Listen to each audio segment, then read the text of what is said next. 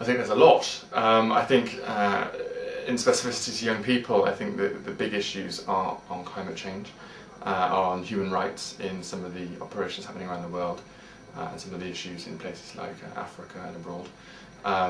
I think that's the international perspective. Of course, there's the economic problem as well at the moment, which everyone's concerned about, and there's going to need to be international solutions to the international problem. So I think we should really know, we should be better informed about political issues. More good news as opposed to the bad stuff. At the moment it's all about the scandal with making claims, and it's just generally people need to know exactly what's going on and sort out why these problems are happening and stop them happening in the future.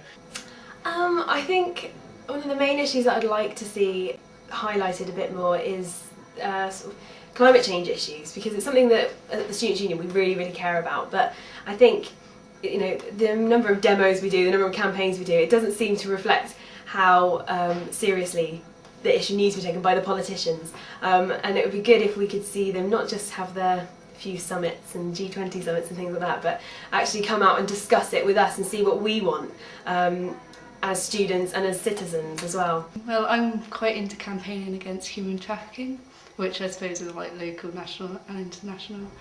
And to do something about it, I think people just don't know about it, so it just needs to be brought into the limelight. I'd like it to be easier for people to study abroad, because I wanted to go to university in France, but I found that really difficult because of the funding. At the moment there's a law, the European Parliament, called the Right to Repair. It's up for renewal, and it will affect myself. With the current recession, I could lose my job if it's not renewed, because at the moment you can have a car repaired if you buy it brand new at any garage locally, but if this law is not going to be renewed, then you'll only be able to have that car repaired at the dealership that you bought it from, meaning that it will affect the company I work for, the garages that we supply the parts to, meaning I could lose my job.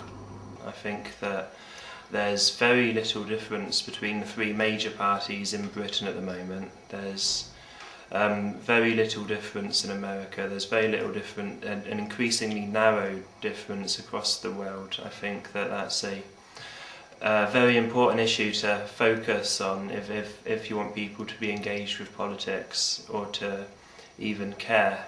You need to have a wide range of opinions and ideologies represented. The first major issue really is sort of voting reform. That's one of my main concerns, because I think apathy is one of our worst enemies, especially at the moment with the economic downturn and the so-called rise of the BNP.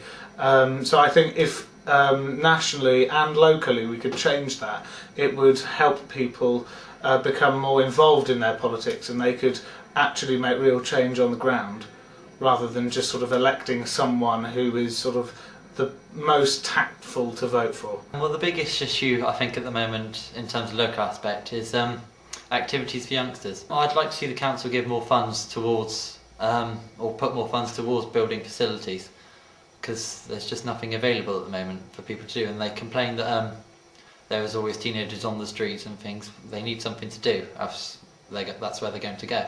I guess I always wanted it to be fairer for everybody.